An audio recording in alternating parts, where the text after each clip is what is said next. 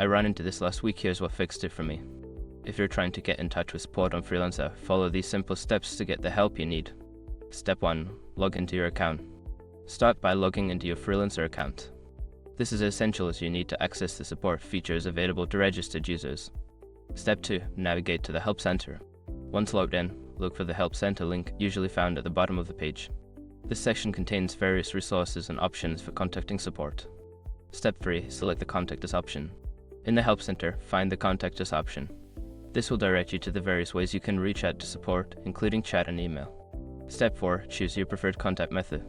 You will see different methods to contact support, such as live chat or submitting a ticket.